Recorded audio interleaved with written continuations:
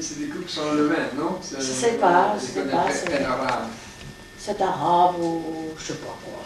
C'est pas mauvais, moi j'aime bien. Oui, c'est des grands-pères de ma femme. C'est du pain sans levain, ça je crois, hein, Oui. sans levure. Je pense des Arabes, tout de suite, je pense à Mossoul, Chaldéen, le grand-père de ma femme. Hein. Et il est de là-bas. Il était archéologue, il a fait des fouilles de Ninive, des Assyriens. Hein. Ouais. Tous les fouilles sont dans le British Museum, exposés. Ouais. Je deviens dur d'oreille, Stéphane. Je ne comprends pas très bien. Son grand-père était archéologue, hein, et tous les découvertes sont au British Museum à Londres. Le grand-père de ta femme? Oui, grand-père. Le grand-père. Archéologue, il allait dans les... Dans le fouillis de vestiges, qu'est-ce qu'ils ont oui. Les Assyriens, 600 ans. Comme dans les grottes d'An et tout ça qu'on fait maintenant aussi. Hein. Grottes d'An et puis d'autres. Il y a des belles émissions là-dessus, je trouve. C'est très bien. Mais il fait ça à Londres, lui, plus maintenant. Ah non, il est mort. Il a fait, ah. Oui, il a fait... Il est mort en 1916. C'est un métier fatigant, ça, je trouve. 1916 qu'il est mort. Et entre le grand-père de ma femme et elle, il y a juste 100 ans de différence. Allez. Le grand-père né en 1826 et ma femme née en 1926, parce que ma femme est une enfant tardive de ses parents. Oui, parce que ça. sa mère était mariée d'abord avec une Anglaise, une ecclésiastique anglaise, je ne sais pas comment ça s'appelle, je dis anglican. Hein. Anglican. Et pendant la Première Guerre mondiale, son père était gazé à l'Isère. Il est ramené en Angleterre pour soigner. Il a fait connaissance de cette veuve, jeune veuve, et ils se sont mariés. Il est venu en Belgique et ma femme venue de ce mariage. Ah, bon. Ouais. Le grand-père ou le père qui était à l'Isère? Le père était gazé à l'Isère. Il a été gazé. Il est mort aussi il y a longtemps. Non, il est mort en 1947. En Deuxième Guerre mondiale, il était prisonnier avec l'état-major belge à Nazareth, avec Léopold. Hein. Alors il était en captivité, on a libéré un an et demi plus tard, rentré ici à Bruxelles, et puis réarrêté et envoyé en Allemagne à Prenzlau. Il est rentré en 1945, il était libéré par les Russes, et on ne connaissait pas les Belges, on a dit nous sommes des Français, alors les Français qui savent. Ils ne savaient pas. Hein. On est rentré, alors le père se remarié encore, parce que sa femme est morte pendant la guerre. Et puis, il se remariait. C'est compliqué, ça.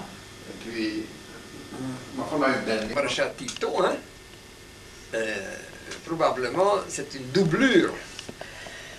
Il était croate d'origine. Il était le chef des partisans en Yougoslavie pendant l'occupation allemande depuis 1941. Et c'était aussi curieux hein, que lors de la guerre contre la Yougoslavie, la Hongrie a signé un traité d'amitié avec les Yougoslaves en 1940. Hein. En 1941, il devait attaquer la Yougoslavie avec les Allemands. Alors, son premier ministre, le comte Teleki, s'est suicidé. Hein. Il a signé le traité avec les Yougoslaves.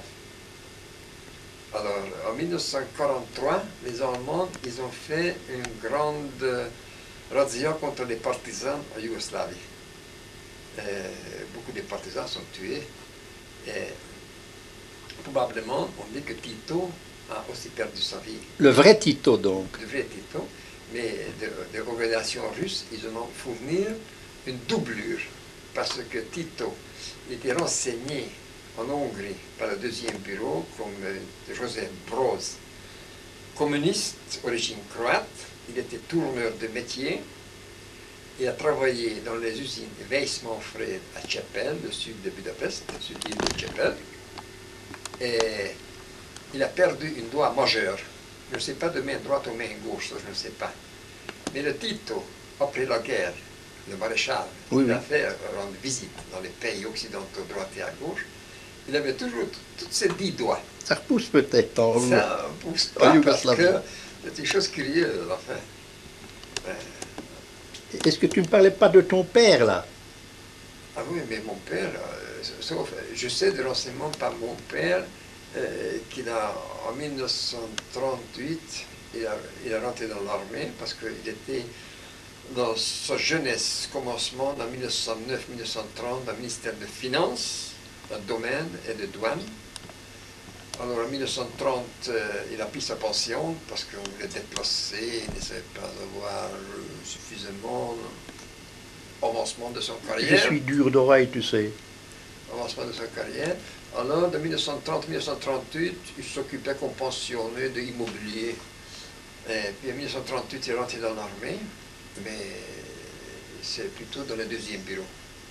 Et dans le fichier, ils ont connu, n'est-ce pas, que Joseph Bross, tourneur, d'origine croate, il a perdu une doigt majeure.